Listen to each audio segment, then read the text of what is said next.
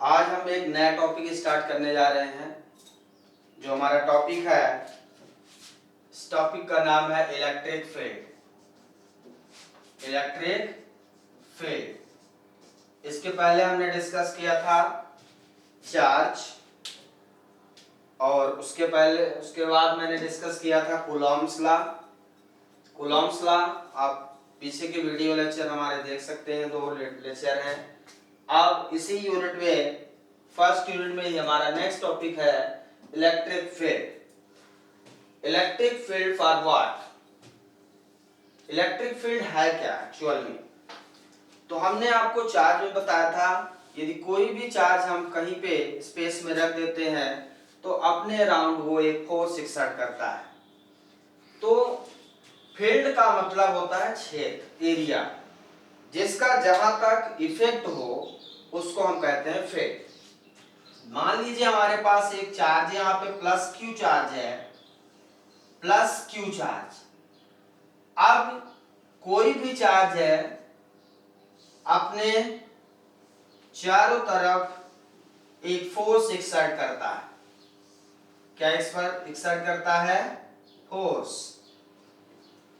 यदि plus charge है तो उसके फील्ड की डायरेक्शन बाहर की ओर, और यदि माइनस चार्ज है, नेगेटिव चार्ज है, तो उसके फील्ड की डायरेक्शन इनवर्ड होगी। तो एक एरिया कवर करता है, यहाँ पे एक फील्ड कवर करता है, ये टू इनफाइनाइट तक जाएगी और ये फ्रॉम इनफाइनाइट से आएगी। तो पॉजिटिव चार्ज से एक फोर्स चारों डायरेक्शन में एक्सर्ट होता है, इसको हम इलेक्ट्रिक लाइन ऑफ फोर्स कहते हैं। क्या कहते हैं? ये जो लाइन दिख रही है इनको हम क्या कहते हैं? इलेक्ट्रिक लाइन ऑफ फोर्सेस या इलेक्ट्रिक लाइन ऑफ फोर्स। तो electric line of forces means इसी को भी हम इलेक्ट्रिक फ्लक्स कहते हैं। जब इलेक्ट्रिक लाइन ऑफ फोर्सेस किसी पर्टिकुलर एरिया से पास होती हैं तो उन्हीं को हम इलेक्ट्रिक फ्लक्स कह देते हैं। So this is the electric line of forces, या सिंपल में इलेक्ट्रिक लाइन भी कहते हैं। तो इलेक्ट्रिक लाइन, कोई भी चार्ज होगा, पॉइंट चार्ज, उसके चारों डायरेक्शन में वो लाइंस क्या होंगी? निकलेगी। तो जब लाइंस बाहर निकलेंगे तो एक एरिया को कवर करते हैं, उस एरिया को हम फील्ड कहते हैं। Means electric field for what? The region in which effect of electric charge, effect of electric line of force,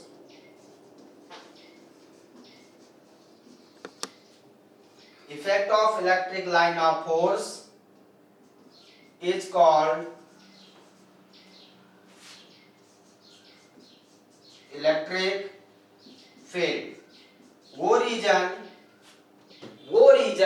वो क्षेत्र, वो एरिया जहां पे इलेक्ट्रिक लाइन ऑफ फोर्सेस का इफेक्ट होगा, वो रीजन, वो क्षेत्र जहां तक इलेक्ट्रिक लाइन ऑफ फोर्सेस का इफेक्ट होगा, उसे हम कहते हैं इलेक्ट्रिक फील्ड।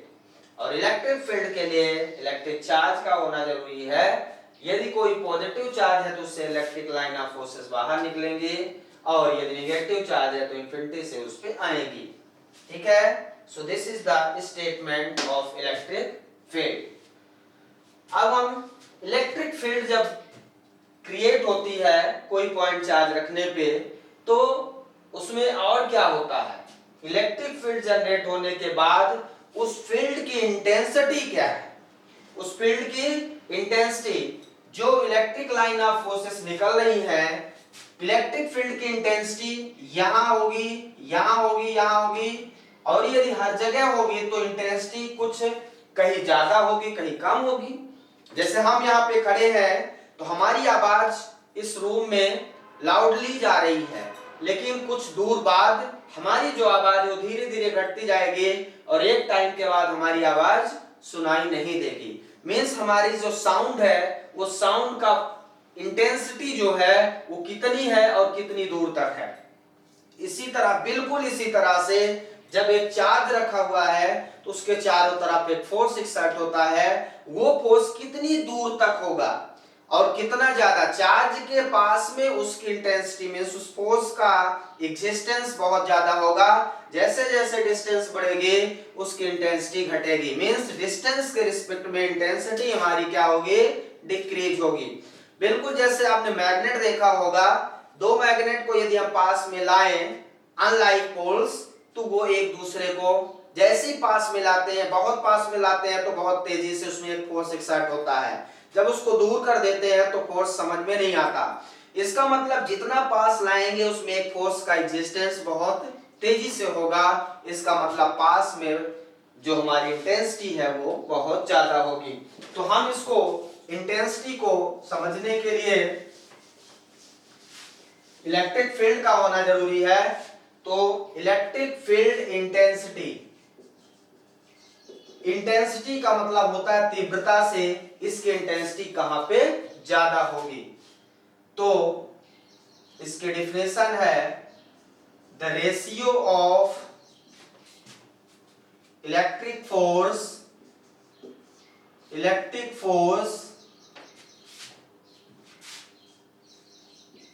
पर unit test charge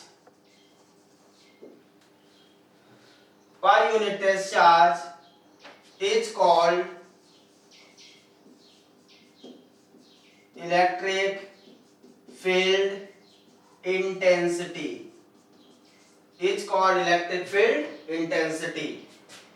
It is denoted by capital E vector. इसे हम कैपिटल ई से डिनोट करते हैं the ratio of electric force per unit test charge. अब हमने बताया कि माना कि यहाँ पे एक सोर्स चार्ज है, बात समझिएगा। अब ये सोर्स चार्ज से फील्ड बाहर की ओर निकल रही है, यहाँ पे फील्ड बाहर की ओर निकल रही है। अब हम इसको चेक कैसे करते हैं, इंटेंसिटी कैसे पता करते हैं कि कहां पे ज्यादा होगी और कहां पे कम होगी। तो हम क्या करते हैं, यहाँ पे लेते हैं टेस्ट चार्ज जिसको हम Q0 कहते हैं। इसका नाम क्या है, टेस्ट चार्ज। इंटेंसिटी को पता करने के लिए हम लोग क्या करते हैं, एक टेस्ट चार्ज लेते हैं। टेस्ट चार्ज की जो वैल्यू होती है वो बहुत कम होती है। ये यूनिट पॉजिटिव चार्ज होता है। यूनिट पॉजिटिव चार्ज मींस इसकी वैल्यू 1 यूनिट अप्रोक्सीमेट होती है। इतनी कम होती है कि इसके फोर्स का एग्जिस्टेंस को इससे ज्यादा कोई मतलब नहीं है। ये जब कोई चार्ज है तो इसके चारों ओर इलेक्ट्रिक लाइन ऑफ फोर्सेस बाहर निकलेंगे। तो जब बाहर निकलेंगे तो इधर जाएंगे, कुछ दूर तक इसका इफेक्ट होगा फोर्स का, उसके बाद इफेक्ट जीरो हो जाएगा। जहां पे इफेक्ट जीरो हो जाएगा उसको हम इंफिनिटी पॉइंट बोलते हैं। तो हमने इसको टेस्ट चार्ज कहीं यहां रखेंगे, कहीं यहां रखेंगे, कहीं यहां रखेंगे, कहीं यहां रखेंगे, कहीं मींस हम क्या करेंगे, टेस्टिंग करेंगे। जैसे यहाँ पे हमारे पास एक पॉइंट चार्ज है, अब पहले हम यहाँ टेस्ट करेंगे, यहाँ पे देखेंगे कि यहाँ पे इसका फोर्स का एग्जिस्टेंस कितना है, फिर यहाँ पे चेक करेंगे। ऐसे डिस्टेंस बढ़ाते जाएंगे और हम देखेंगे कि कुछ डिस्टेंस बढ़ते बढ़ते इसके फोर्स का एग्जिस्टेंस यहाँ टेस्ट चार्ज पे समझ में नहीं आएगा। जब फोर्स का एग्जिस्टेंस समझ में नहीं आएगा तो हम समझ जाएंगे कि जैसे जैसे हमारी डिस्टेंस बढ़ेगी फील्ड की इंटेंसिटी डिक्रीज हो जाएगी। तो हम उसको चेक करने के लिए, ऑब्जर्व करने के लिए, फाइंड आउट करने के लिए हम एक टेस्ट चार्ज लेते हैं। तो वो टेस्ट चार्ज हमारा Q0 जिसकी वैल्यू इतनी कम होगी कि हमारे ओरिजिनल जो सोर्स चार्ज है, इसको हम सोर्स चार्ज बोलते हैं, ओरिजिनल चार्ज के फील्ड पे कोई इफेक्ट नहीं डालेगा। इस टेस्ट चार्ज की वैल्यू इतनी कम होगी कि हमारे ओरिजिनल चार्ज की फील्ड पे कोई इफेक्ट नहीं डालेगा। हम इसकी वैल्यू इतनी कम रखेंगे। कम मीन्स इसकी value tends to zero, approximate zero. तो इलेक्ट्रिक फील्ड की डिफिनीशन के अकॉर्डिंग ये limit Q zero tends to zero force per unit test charge. ध्यान से देखेंगे मैंने यहां पे क्या लिखा है, limit Q zero tends to zero. जो हमारा टेस्ट चार्ज है इसकी वैल्यू क्या होनी चाहिए, इतनी कम होनी चाहिए, इतनी कम होनी चाहिए कि इसकी फील्ड पे इसका कोई इफेक्ट ना पड़े।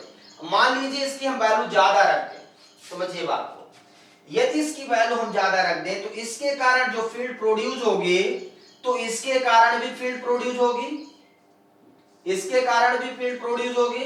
जब इसके कारण फील्ड प्रोड्यूस होगी तो इसकी फील्ड को ये ऑब्स्ट्रक्ट करेगा, इसकी फील्ड में रुकावट पैदा करेगा और हमें ओरिजिनल फील्ड नहीं मिल पाएगी, ओरिजिनल फील्ड की इंटेंसिटी नहीं मिल पाएगी।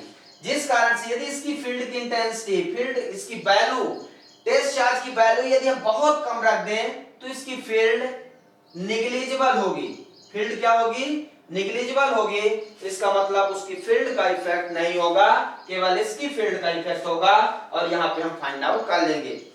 तो हमें फोर्स फाइंड करने के लिए दो चार्ज लेना पड़ता है, जिसे हम एक टेस्ट चार्ज और एक सोर्स चार्ज से लेंगे। तो हमने limit Q zero tends to zero इसलिए लिखा क्योंकि इसके फील्ड का इफेक्ट ना हो। ध्यान रखिएगा कुछ बुक में डायरेक्ट लिखा रहता है F/Q जीरो, ये लिमिट नहीं लिखा होता। तो लिमिट हमने क्यों लिखा है ये आपको समझ में आ रहा होगा, क्योंकि इसकी वैल्यू जीरो अप्रोक्सीमेट होते हैं, टेंस टू जीरो नहीं, टेंस टू जीरो का मतलब जीरो के नजदीक है, जीरो नहीं है। तो इतनी छोटी वैल्यू है जिसका इफेक्ट बहुत माइनर होगा। तो इसकी एसआई यूनिट फोर्स का न्यूटन, चार्ज का कूलाम। न्यूटन पर कूलाम अथवा वोल्ट पर मीटर, दो यूनिट होती है इसकी। यहां पे हम इलेक्ट्रिक फील्ड में न्यूटन पर कूलाम, आगे जब हम कैपेसिटर में पढ़ेंगे तो वोल्ट पर मीटर भी इसकी यूनिट होती है, दो यूनिट होती है, ध्यान रखना है। ओके, अब यहां से तो हम it's SI unit is Newton पर कूलाम अथवा वोल्ट पर मीटर लिख देंगे। अब इसका डायमेंशनल फार्मूला हम फाइंड आउट करें। इट्स डायमेंशनल फार्मूला 11th में आपने खूब डायमेंशनल फार्मूला फाइंड किया है। तो फोर्स का क्या होता है, mlt-2, फोर्स का डायरेक्ट लिख देते हैं। चार्ज का at होता है, क्या होता है, at, q बराबर it से यहां आपका हो जाएगा m l t-3, ये ऊपर जाएगा तो t-3 a inverse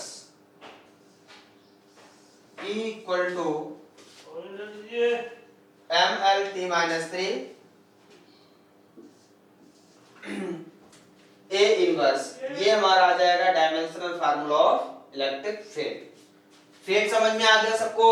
so what is field, field क्या होता है, रीजन होता है जहां पे हमारे चार्ज का इफेक्ट होता है, सोर्स चार्ज का इफेक्ट होता है।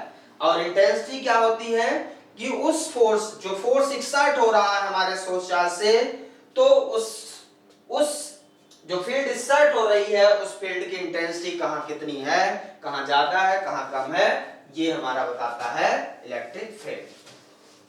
आप ना पूरा लिख लें और इसको अच्छे से नोट्स बना लें जो आपको बहुत काम आएगा, इंपॉर्टेंट टॉपिक चल रहा है। इसके बाद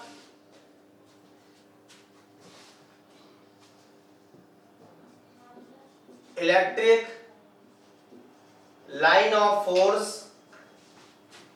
इलेक्ट्रिक लाइन ऑफ फोर्स अथवा इलेक्ट्रिक फ्लक्स भी कहते हैं। Electric flux, the number of line of forces.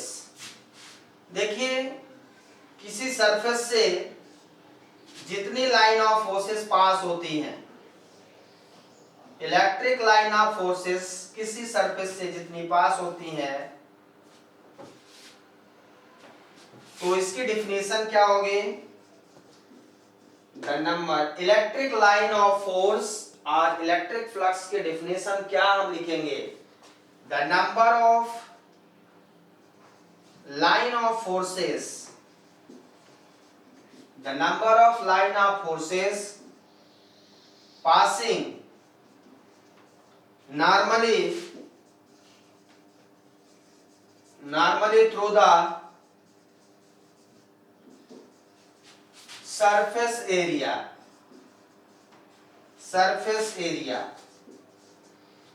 तो जितनी लाइन ऑफ फोर्सेस किसी सरफेस से नॉर्मली पास होती हैं, ये सरफेस, ये इसका नॉर्मल, ये सरफेस इसका नॉर्मल 90 डिग्री, किसी सरफेस से जितनी लाइन ऑफ फोर्सेस नॉर्मली पास होती हैं, जितनी लाइन ऑफ फोर्सेस, वो होती है इलेक्ट्रिक फ्लक्स।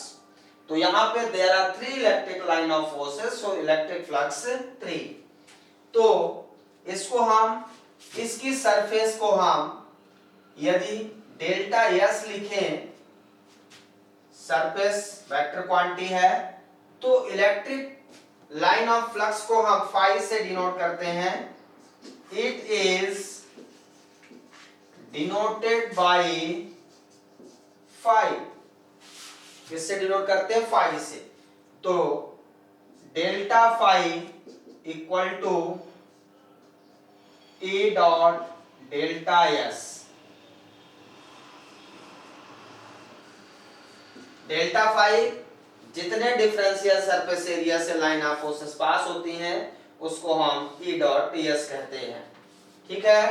अब यदि हम सरफेस ऐसा ले लें, सरफेस ये हमारा, और इलेक्ट्रिक लाइन ऑफ फोर्सेस ऐसे पास हो रही है, ये, तो सबसे पहले मैंने आपको बताया कि electric line of forces surface का क्या होना चाहिए? नॉर्मल होना चाहिए,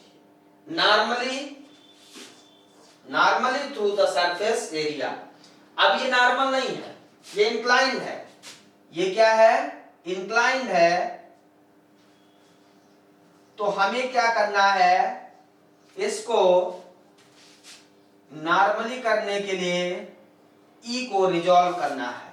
तो ई के 2 कंपोनेंट होंगे, रिजॉल्व करेंगे तो ये हो जाएगा ई कॉस थीटा, और इधर जो है ये हो जाएगा ई साइन थीटा। तो ये तो अलोंग द सरफेस एरिया है, ये अलोंग द सरफेस एरिया है, लेकिन ये जो है, ये जो डायरेक्शन है हमारी, ये perpendicular direction normally of the surface.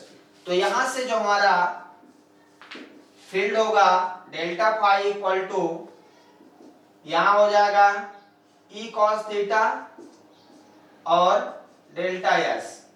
तो डेल्टा फाई इक्वल टू हो जाएगा ई डेल्टा एस कॉस थीटा, ये आ जाएगा हमारा फील्ड। अब यदि हम यहां से फाई फाइंड करें तो इंटीग्रेशन लग जाएगा ई, इसको हम ऐसा भी लिख सकते हैं E dot delta S vector form में, और ई डॉट डेल्टा एस। तो डेल्टा एस को हम ऐसा भी लिख सकते हैं कि सरफेस क्लोज इंटीग्रेशन, सरफेस में यस लिख देंगे, यस का मतलब है सरफेस इंटीग्रेशन, और इसका क्या मतलब है? Close integration. तो इसको हम ऐसा भी लिख सकते हैं ई डॉट डी एस, ये डेल्टा एस डी एस के बराबर हो जाता है यदि इसमें लिमिट t टेंड्स टू 0 रखें। ठीक है। तो ये surface close surface integration phi equal to E dot D S आ जाता है। किसी भी सरफेस एरिया से जितनी लाइन पास होती हैं वो फ्लक्स ई डॉट डी एस के बराबर होता है। ठीक है, क्लियर है? तो ये हो गया क्या? Electric line of forces. Clear है? अच्छे से लिख लें बच्चों। अब इसमें आता है प्रॉपर्टीज क्या होती है इसकी, properties of electric line of force. इनकी प्रॉपर्टी क्या होती है, क्या प्रॉपर्टी होनी चाहिए? तो यदि एक पॉजिटिव चार्ज यहाँ पे है और एक यहाँ पे नेगेटिव चार्ज है, तो पॉजिटिव चार्ज से इलेक्ट्रिक लाइन ऑफ फोर्सेस निकलेंगे इस तरह से, आप देख सकते हैं।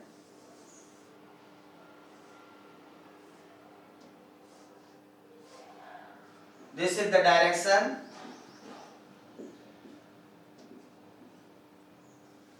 ये क्लोज कर्व नहीं बनाती, तो एक पॉजिटिव चार्ज और एक नेगेटिव चार्ज यदि हम पास में रख दें तो line of forces positive charge से निकलकर नेगेटिव चार्ज पे टर्मिनेट हो जाती है। तो सबसे पहला पॉइंट है, it can not makes a close path. Electric line of forces या इलेक्ट्रिक फ्लक्स क्लोज पाथ नहीं बनाती हैं, जबकि magnetic line of forces close path बनाती है। ध्यान रखना है, जब हम आगे पढ़ेंगे डिफरेंस लिखेंगे। दूसरा, it start from positive charge, start from positive charge to terminate at negative charge. Positive charge से स्टार्ट होती है और नेगेटिव चार्ज पे टर्मिनेट हो जाती है।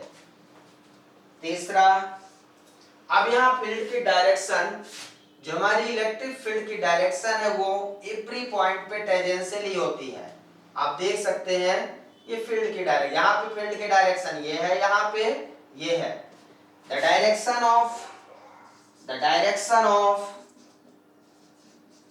Electric field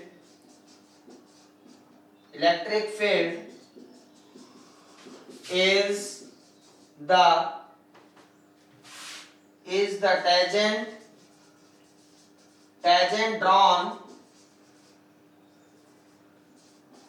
drawn from electric line of force।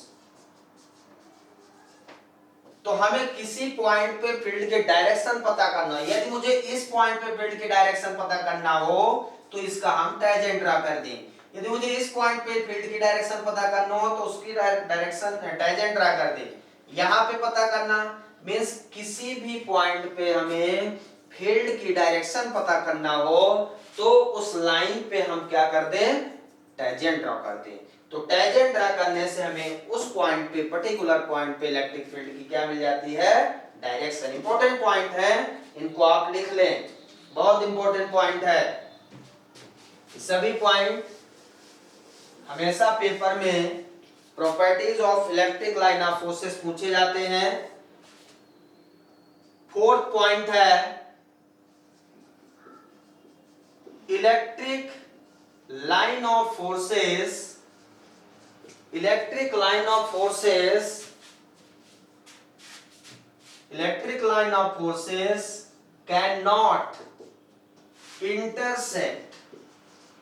cannot intersect to each other। Very important point, electric line of forces cannot intersect to each other। Electric line of forces एक दूसरे को intersect नहीं करती है। यदि electric line of forces intersect करें, मान लीजिए ऐसे ये लाइन ऐसे गई ये लाइन, और यहां पे electric line of forces intersect कर दी। अब क्या होगा, यदि यहां पे electric line of forces intersect कर देती है तो इस पॉइंट पे हम टेंजेंट ड्रा करें तो ये टेंजेंट इस तरह से होगा। मतलब एक पर्टिकुलर पॉइंट पे उसकी फील्ड की दो डायरेक्शन हो जाएगी। एक particular point, that particular point is intersection point. बात को समझें, उस इंटरसेक्शन पॉइंट पे फील्ड की डायरेक्शन क्या हो जाएगी, टेंजेंट ड्रा करने से फील्ड की डायरेक्शन मिलती है। तो एक पॉइंट, एक फील्ड की डायरेक्शन ये, एक फील्ड की, मींस एक ही पॉइंट पे दो direction. How can it possible, ये कैसे पॉसिबल हो सकता है कि एक ही पॉइंट पे उसकी दो डायरेक्शन हो? That is not possible. So electric line of forces cannot intersect to each other because of at the intersection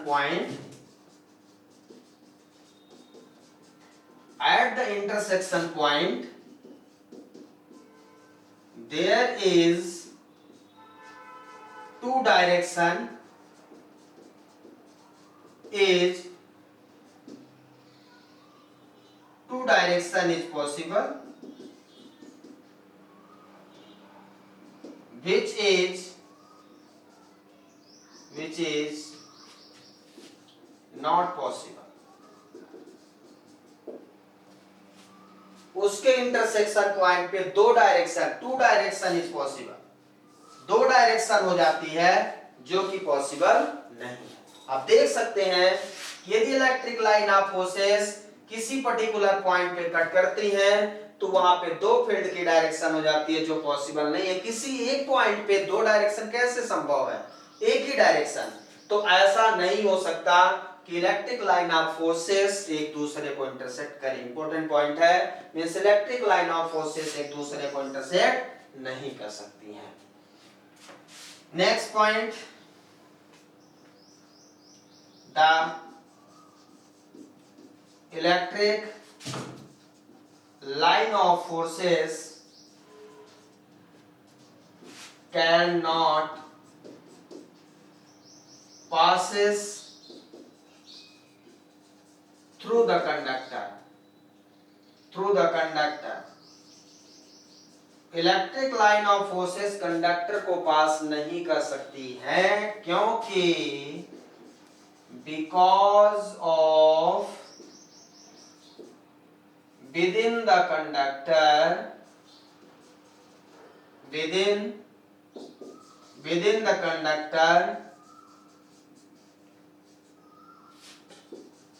the line of forces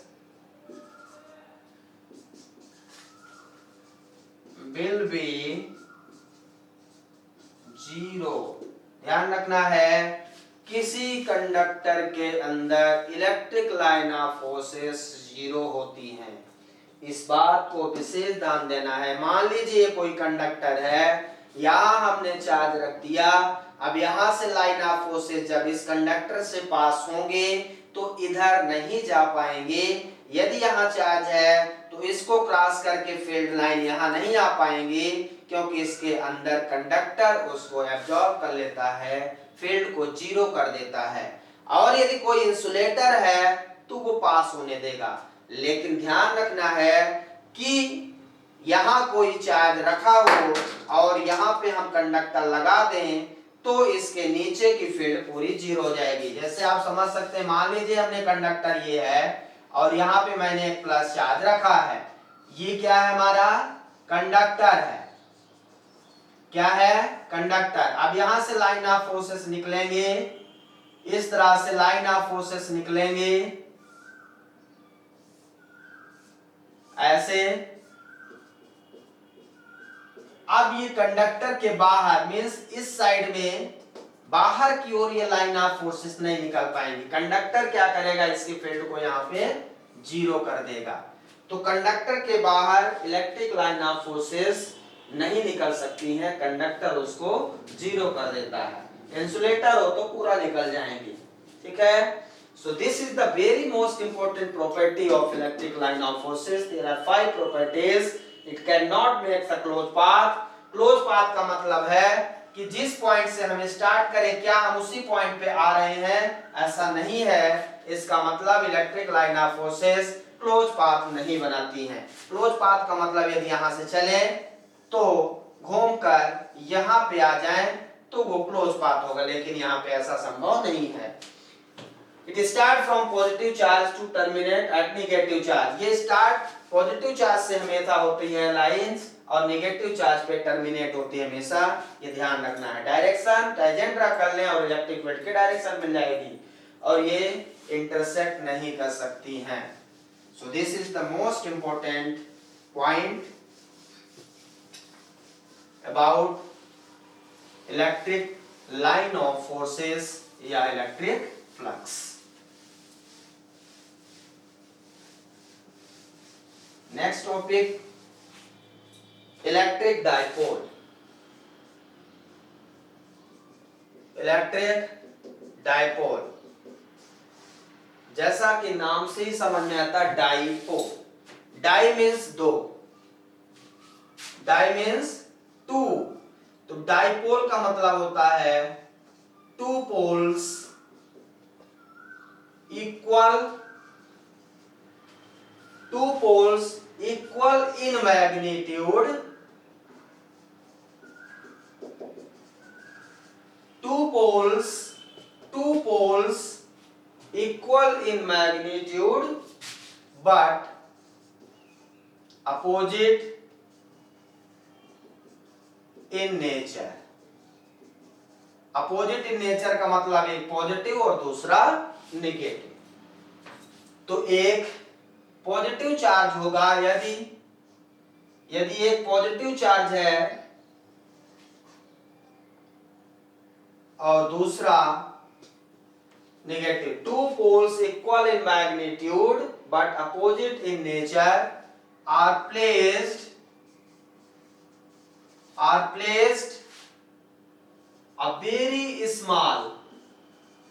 a very small distance is called electric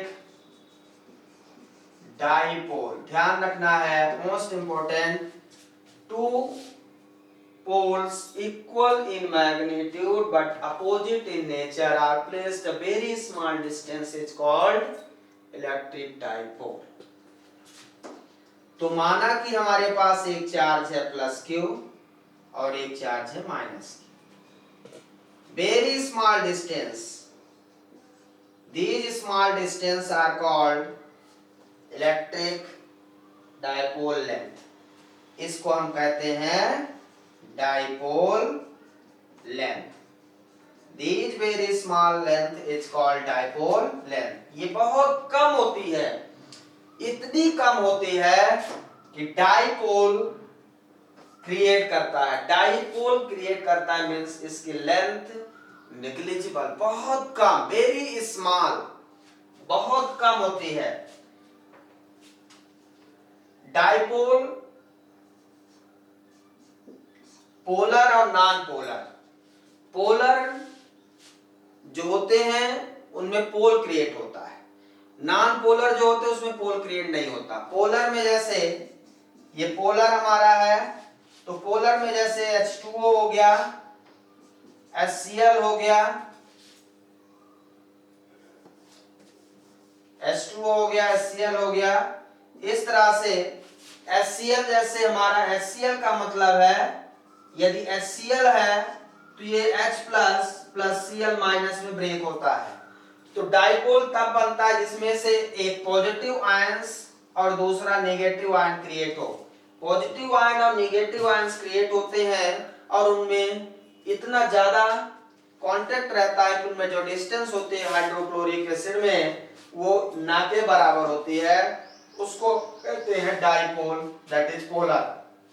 तो dipole में जैसे water में, पानी में आप ये नहीं बता सकते कि ऑक्सीजन यहाँ पे है, पानी यहाँ पे है, इतना घुला होता है कि उसके पोल्स को दिखाने के लिए समझ में नहीं आता, लेकिन होते हैं पोल, लेकिन उनके डिस्टेंस ना के बराबर होती है। नॉन पोलर, नॉन पोलर जैसे मान लो हमारे पास H2 है, N2 है, O2 है, means H2 means hydrogen hydrogen bond के बीच में गैप क्रिएट होता है। हाइड्रोजन हाइड्रोजन के बीच में नाइट्रोजन नाइट्रोजन ऑक्सीजन ऑक्सीजन के बीच में गैप क्रिएट होता है, मींस वहां पे पोल क्रिएट, नॉन पोलर पोल क्रिएट नहीं होता। तो ये सिमेट्रिकल होते हैं, इसलिए इसमें पोल क्रिएट नहीं होता और इनको हम यूज नहीं कर सकते। तो डाइपोल में पोल क्रिएट होना जरूरी है, पोलर होना जरूरी है, और वो पोलर पॉजिटिव और नेगेटिव आयंस में क्रिएट हो, ध्यान रखना है, तभी वो डाइपोल कहलाएगा, इलेक्ट्रिक डाइपोल। अब इसके बाद आता है electric dipole moment. Electric dipole moment. Electric dipole moment क्या है? It is the product of one charge,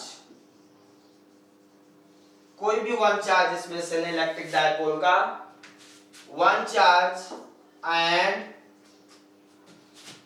the distance between dipole. It is denoted by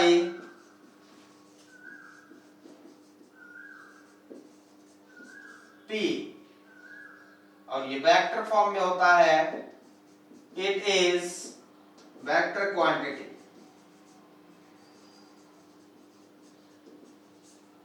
तो P इक्वल टू क्या हो जाएगा? Q into 2L vector.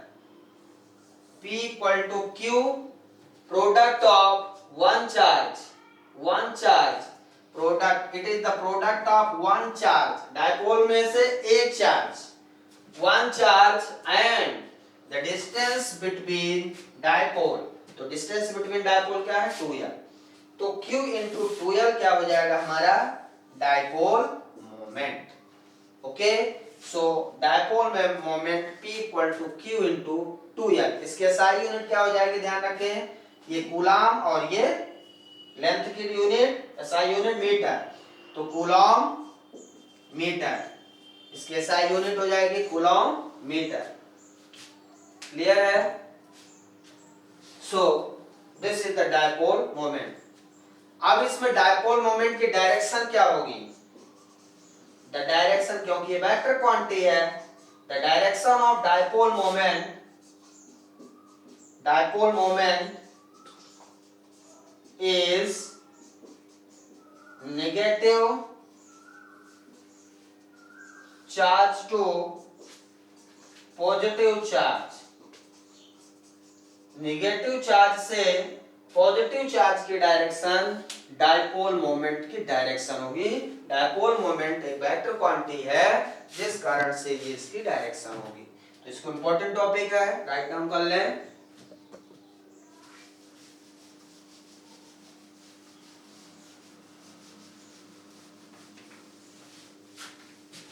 Clear?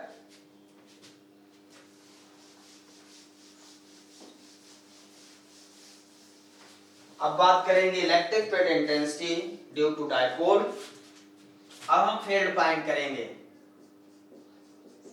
Electric field intensity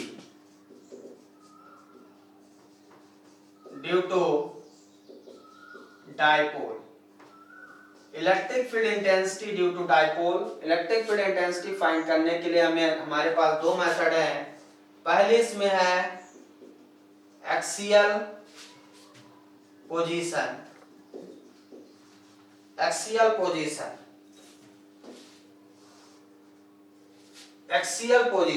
दो है, axial और coaxial. तो एक्सियल पोजीशन में हम इलेक्ट्रिक फील्ड पहले फाइंड करते हैं। Axial position that means along the axis और टू चार्जेस। तो सबसे पहले हम दो डायपोल बनाते हैं, एक माइनस चार्ज और एक प्लस चार्ज लेते हैं, और उन दोनों की डिस्टेंस क्या होनी चाहिए? हमारी डायपोल की डिस्टेंस कितनी है? 2L। डायपोल की डिस्टेंस कितनी है? 2L। अब हम क्या करते हैं, इसको डिवाइड करते हैं हाफ ऑफ। तो इधर की भी डिस्टेंस L हो जाएगी और इधर की डिस्टेंस L हो जाएगी। क्लियर है?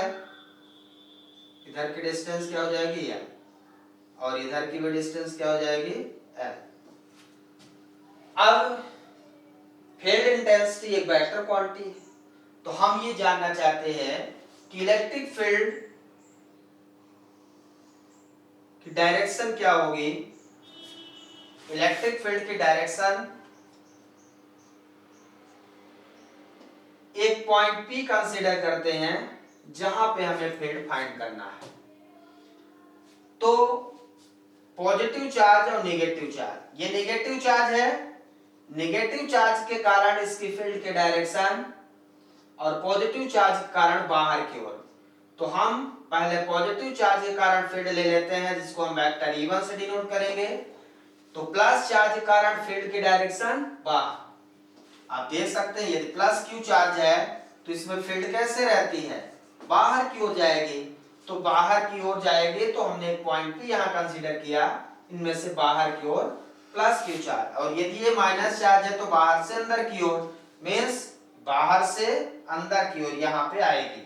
तो इसको हम लिख लेते हैं electric field minus means E2। तो E1 क्या है हमारा, electric field due to plus Q charge. जो हमारा E1 है वो electric field due to plus Q charge है, और जो E2 है वो क्या है, electric field due to minus Q charge. तो प्लस क्यू चार्ज E1 के कारण, क्यू के कारण इधर, माइनस चार्ज के कारण इधर इलेक्ट्रिक फील्ड है। अब ये सेंटर से स्मॉल r डिस्टेंस पे पॉइंट P हम कंसीडर करते हैं।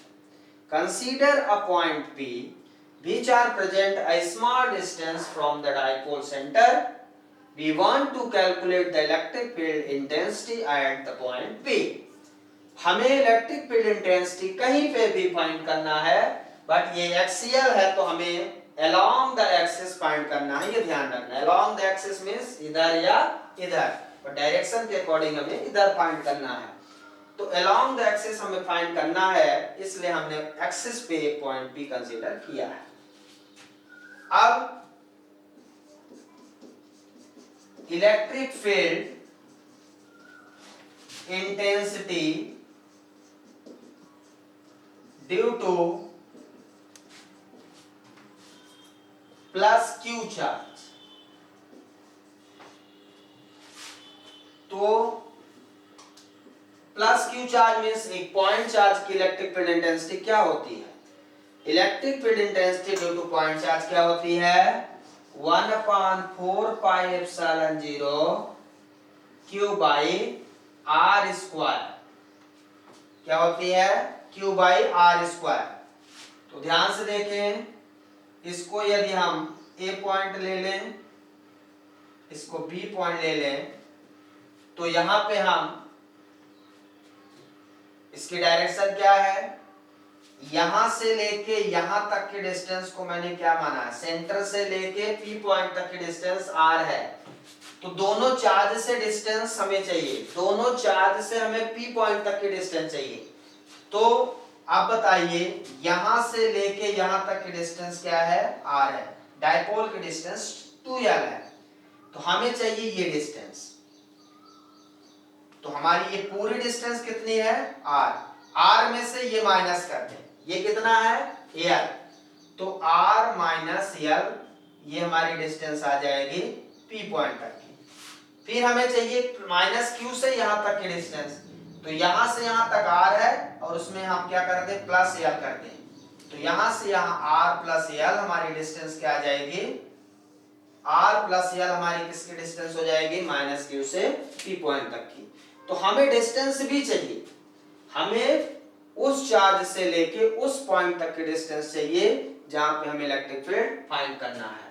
तो प्लस क्यू चार्ज से P तक की डिस्टेंस क्या हो जाएगी, R माइनस L, और माइनस Q से P पॉइंट तक की डिस्टेंस कितनी हो जाएगी, R प्लस L। तो electric field intensity due to plus Q charge क्या आ जाएगा, यहाँ BP स्क्वायर अलोंग BP। किस डायरेक्शन में है ये, BP की डायरेक्शन में इलेक्ट्रिक फील्ड है। अब BP कितना हो जाएगा उसकी वैल्यू पुट कर दें, 1/4 pi epsilon 0 Q by R minus L का स्क्वायर, R माइनस L का स्क्वायर। फर्स्ट इसकी डायरेक्शन अलोंग BP, ठीक है। सिमिलरली बिल्कुल माइनस क्यू चार्ज के कारण electric field intensity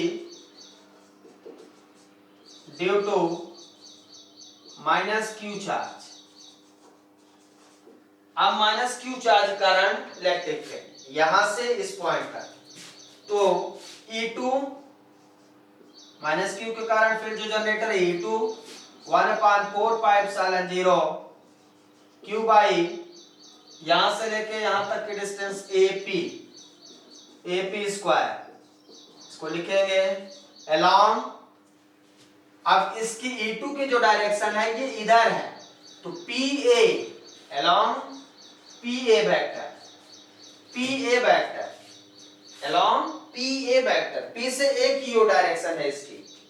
minus sign यहाँ इसलिए नहीं लिया हमने क्योंकि हमने उसकी डायरेक्शन रिप्रेजेंट कर दिया। नेगेटिव साइन ये इंडिकेट करता है कि उसके डायरेक्शन के अकॉर्डिंग हम यहाँ पे पुट कर दिए हैं। तो E2 इक्वल टू हमारा हो जाएगा 1/4πε0 Q by R plus L का होल स्क्वायर। ये क्या आ जाएगा along PA। Very most important expression चल रहा है कंपटीशन में या आपके पेपर में, बोर्ड एग्जाम में हमेशा ये एक एक्सप्रेशन आता है, या एक्सियल का या कोएक्सियल, दो में से एक आना निश्चित है। इसलिए इसको आप अच्छे से समझ लें, कोई डाउट हो तो आप पूछ सकते हैं। वेरी सिंपल एक्सप्रेशन है ये और पेपर में हमेशा आता है। नाउ टोटल इलेक्ट्रिक फील्ड, अब ध्यान से देखिए टोटल इलेक्ट्रिक फील्ड हमारी क्या होगी।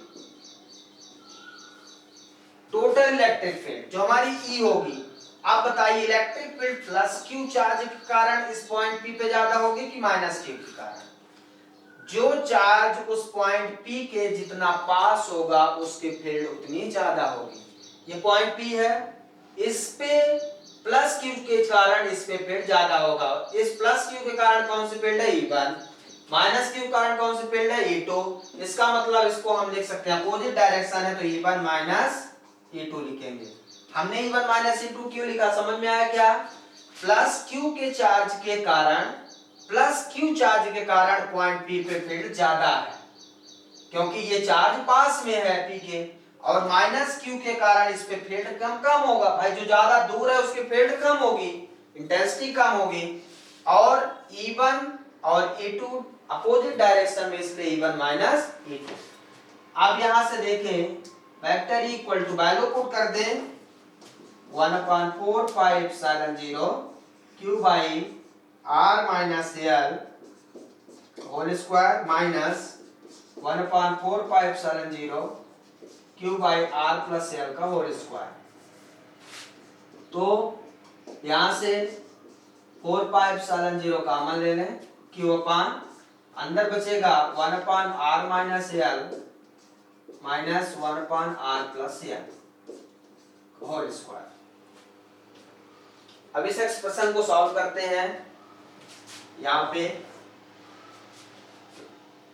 तो E इक्वल टू कितना है, Q बाई 4πε0। एलसीएम ले लीजिए, R माइनस L और R प्लस L दोनों का स्क्वायर, होल स्क्वायर कर देता हूं, और ऊपर क्या हो जाएगा R प्लस L का whole square minus R minus L का स्क्वायर। इसको सॉल्व करें, बहुत सिंपल एक्सप्रेशन है, a square a plus B का whole square a square plus B square plus 2ab minus, इसको ओपन कर लें, a square plus B square minus 2rl upon a minus B a plus B. a minus B a plus B का formula क्या होता है, a minus B a plus B का formula क्या होता है, a square minus B square, आपने पढ़ा होगा। तो यहां हो जाएगा r square minus l square का होल स्क्वायर। ओके, अब यहां से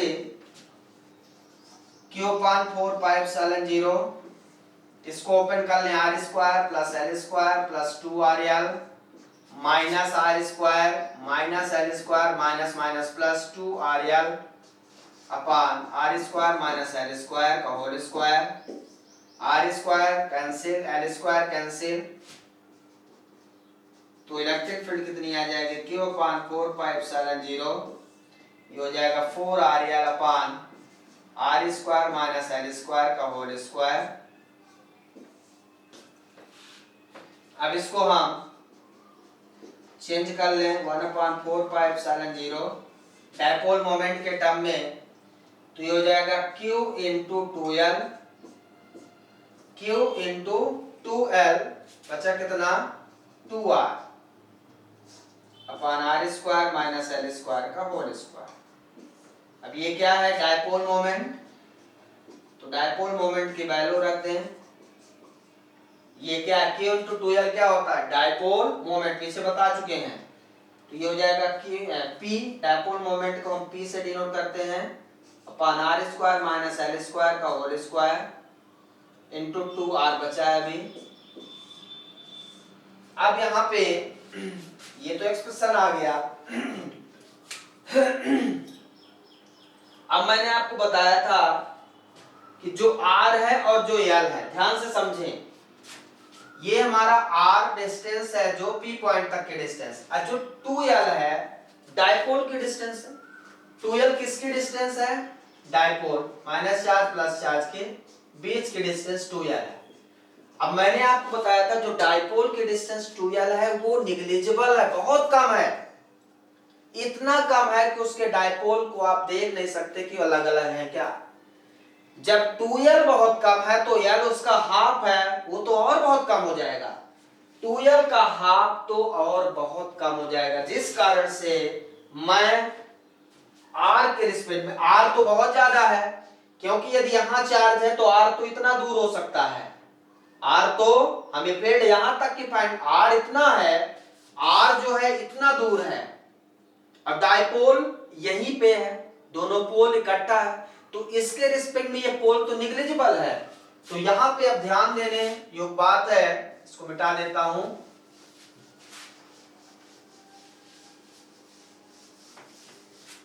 अब यहां पे if R is very very greater than L, जो हमारा R है वो L से बहुत ज्यादा है, तो इसका मतलब L हमारा टेंस टू 0 है। L क्या है, टेंस टू 0, तो यदि L टेंस टू 0 है तो एक्सप्रेशन क्या आएगा, यहां पे ध्यान से देखें, P इंटू 2R अपॉन, ये L 0 हो जाएगा तो R स्क्वायर का स्क्वायर कितना हो जाएगा, R का पावर 4, एक R कैंसिल, तो इलेक्ट्रिक फील्ड इंटेंसिटी कितनी आ जाएगी, 1 upon 4 pi epsilon 0 2P vector upon R cube. This is the expression Newton per coulomb. This is the expression electric field intensity due to dipole on axial position या axial axis position। Most important हमेशा paper में आता है, तो इस तरह से electric field intensity E equal to 1/4 pi epsilon 0 2P vector upon R cube, P हमारा डायपोल मोमेंट है। तो मोस्ट इंपॉर्टेंट एक्सप्रेशन इस तरह से हम सॉल्व करते हैं।